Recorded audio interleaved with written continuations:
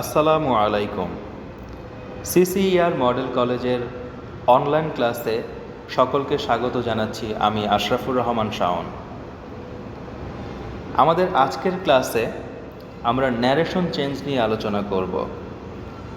এটি আমাদের ন্যারেশন চেঞ্জের তৃতীয় লেকচার। প্রথম দুটি লেকচারে আমরা ন্যারেশন চেঞ্জের বিভিন্ন রুলস নিয়ে আলোচনা করেছি। আজকের ক্লাসে আমরা ইম্পারেটিভ সেন্টেন্সের ন্যারেশন চেঞ্জ নিয়ে আলোচনা করব।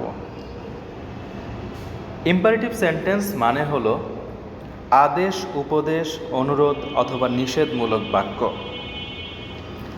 ইম্পারেটিভ সেন্টেন্সকে ডিরেক্ট স্পিচ থেকে ইনডিরেক্ট স্পিচ করার সময় নিম্নলিখিত পরিবর্তন করতে হবে। যদি রিপোর্টেড স্পিচের অর্থ আদেশ বোঝায় তবে সেইডের পরিবর্তে অর্ডার্ড অথবা টোল্ড বসবে। রিপোর্টেড স্পিচের অর্থ উপদেশ বোঝালে সেডের পরিবর্তে অ্যাডভাইসড বসবে। যদি রিপোর্টেড স্পিচের অর্থ অনুরোধ বোঝায় সেড টু এর পরিবর্তে রিকোয়েস্টেড, বেগড, আস্কড ইত্যাদি বসবে। সেডের পরিবর্তে ফরবেড বসবে যদি রিপোর্টেড স্পিচের অর্থ নিষেধ বোঝায়। যদি রিপোর্টেড স্পিচের অর্থ প্রস্তাব বোঝায় তবে সেইডের পরিবর্তে সাজেস্টেড বসবে।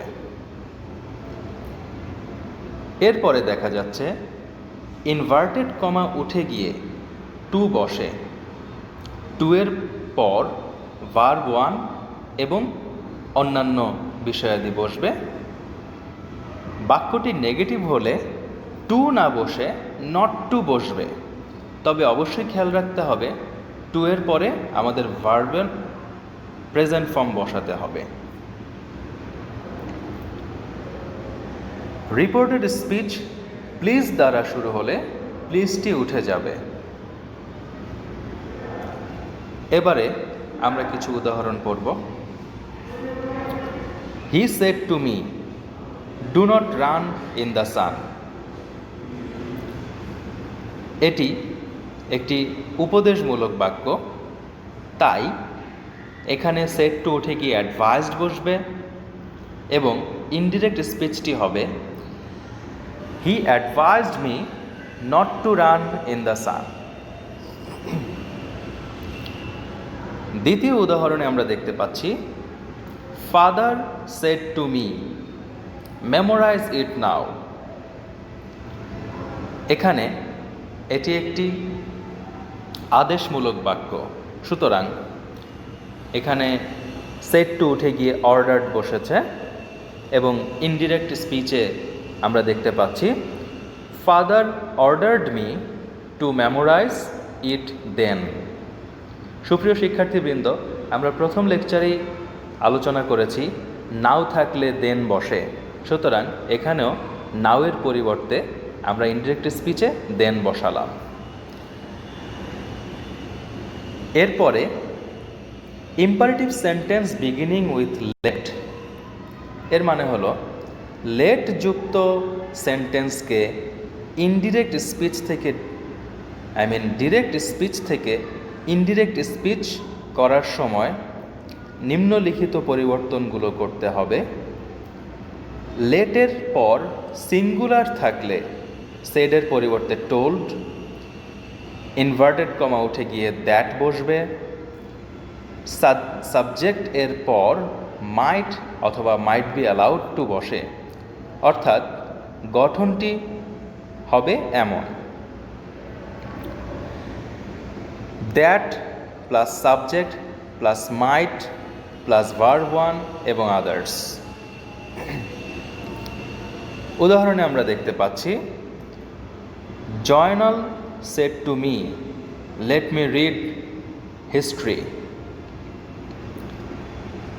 উত্তরে হবে Joynal told me that he might read history.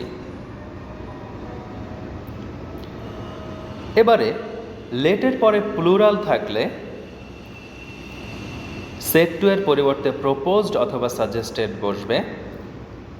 Inverted comma উঠে গিয়ে দ্যাট বসবে, সাবজেক্টের পরে শুড বসে, অর্থাৎ গঠনটি হবে that plus subject plus should plus verb one plus others. Subject হিসেবে উই অথবা দে বসতে পারে, এটি সেন্টেন্সের অর্থ অনুযায়ী পরিবর্তিত হবে। যেমন Raju shed to me let's go out for a walk. এখানে লেটস বলতে লেট আজ বোঝানো হয়েছে, লেট আজের সংক্ষিপ্ত রূপ হিসেবে লেটস বসানো হয়েছে। সুতরাং Raju proposed me that we should go out for a walk. এরপরে আমরা চলে যাচ্ছি অপটেটিভ সেন্টেন্সে। অপটেটিভ সেন্টেন্স মানে হলো প্রার্থনামূলক বাক্য। অপটেটিভ সেন্টেন্সকে ডিরেক্ট স্পিচ থেকে ইনডিরেক্ট স্পিচ করার সময় নিম্নলিখিত পরিবর্তনগুলি করতে হবে। সেড এর পরিবর্তে প্রেইড অথবা উইশড বসাতে হবে, টু থাকলে টু উঠে যাবে। আল্লাহ বা গড থাকলে প্রেইড, না থাকলে উইশড বসে। ইনভার্টেড কমা উঠে গিয়ে কনজাংশন হিসেবে দ্যাট বসে। এরপর subject plus might plus verb one plus object এবং আদার্স। উদাহরণ হিসেবে আমরা দেখতে পাচ্ছি teacher said to me may Allah save you. Teacher wished me অথবা the teacher wished that Allah might save me. Father said to me may you gain success in life. ইনডিরেক্টে হবে father wished me that I might gain success in life. এর পরের উদাহরণে আমরা দেখতে পাচ্ছি he said long live our president. He wished that their president might live long. এখানে লক্ষ্য করার বিষয় হলো লং দ্বারা বাক্য শুরু হলে লং শব্দটি বাক্যের শেষে বসে। সুপ্রিয় শিক্ষার্থীবৃন্দ, আশা করি আপনারা বুঝতে পারছেন। আর কোনো কিছু যদি না বোঝেন অবশ্যই আমাদেরকে অনলাইনে জানাবেন, আমরা বুঝিয়ে দেওয়ার চেষ্টা করব। এরপরে রয়েছে এক্সক্লামেটরি সেন্টেন্স। এক্সক্লামেটরি সেন্টেন্সকে ডিরেক্ট স্পিচ থেকে ইনডিরেক্ট স্পিচ করার সময় নিম্নলিখিত পরিবর্তনগুলি করতে হয়। সেড উঠে গিয়ে সেডের পরিবর্তে এক্সক্লেমড উইথ জয় অথবা ডিলাইট যদি আনন্দ বোঝায়। সেডের পরিবর্তে এক্সক্লেমড উইথ গ্রিফ অথবা সরো বসবে যদি দুঃখ বোঝায়। সেডের পরিবর্তে এক্সক্লেমড উইথ ওয়ান্ডার অথবা সারপ্রাইজ বসবে যদি বিস্ময় বোঝায়। আনন্দ বা দুঃখ পরিষ্কারভাবে না বোঝা গেলে এক্সক্লেমড ব্যবহার করাই ভালো। ইনভার্টেড কমা উঠে গিয়ে দ্যাট বসবে। দ্যাটের পর subject plus verb plus others. সেন্টেন্সটি হোয়াট অথবা হাউ দ্বারা শুরু হলে ইহার পরিবর্তে নাউনের পূর্বে গ্রেট এবং অ্যাডজেক্টিভের পূর্বে ভেরি বসে। যেমন Rubel said, "How beautiful the bird is." Rubel exclaimed with joy that the bird was very beautiful. এখানে লক্ষ্য করুন বিউটিফুল হলো অ্যাডজেক্টিভ, তাই হাউ এর পরিবর্তে ভেরি বসেছে। He said, "What a fool I am." He exclaimed with wonder that he was a great fool. এখানে ফুল একটি নাউন, তাই হোয়াট এর পরিবর্তে এ গ্রেট বসেছে। সুপ্রিয় শিক্ষার্থীবৃন্দ, রিপোর্টের স্পিচের মাধ্যমে যদি চিরন্তন সত্য কথা বলা হয় তাহলে ইনডিরেক্ট ন্যারেশন করার নিয়ম, রিপোর্টিং ভার্ব যদি পাস্ট টেন্সে থাকে এবং রিপোর্টেড স্পিচ দ্বারা যদি চিরন্তন সত্য ঘটনা বলা হয়, তাহলে ইনডিরেক্ট ন্যারেশন করার সময় রিপোর্টেড স্পিচের টেন্সের কোনো পরিবর্তন হবে না।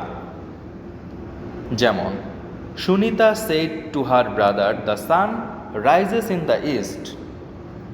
এখানে the sun rises in the east এটি একটি চিরন্তন সত্য, তাই ইনডিরেক্ট ন্যারেশনে এই টেন্সটির কোনো পরিবর্তন হবে না। সুতরাং ইনডিরেক্ট হবে এই রকম, Sunita told her brother that the sun rises in the east. এরপরে রয়েছে the mother said to me honesty is the best policy. The mother told me that honesty is the best policy. এটিও একটি চিরন্তন সত্য বাক্য, তাই এখানেও টেন্সের কোনো পরিবর্তন হবে না। সুপ্রিয় শিক্ষার্থীবৃন্দ, আশা করি আপনারা খুব ভালোভাবে এই নিয়মগুলো বুঝেছেন এবং নিয়মগুলো আরও ভালোভাবে আত্মস্থ করতে হলে প্রত্যেকটি লেকচারের রুলসগুলো খাতায় উঠাতে হবে এবং নিজে নিজে পড়তে হবে। আর কোনো কিছু না বুঝলে অবশ্যই মেসেঞ্জারে আমাদেরকে জানাবেন, আমরা বুঝিয়ে দেওয়ার চেষ্টা করব। আশা করি আগামী ক্লাসে আমরা বেশ কিছু সেন্টেন্স ন্যারেশনের সলিউশন নিয়ে আলোচনা করব। সে পর্যন্ত সকলে ভালো থাকুন, সুস্থ থাকুন, সুন্দর থাকুন। আসসালামু আলাইকুম।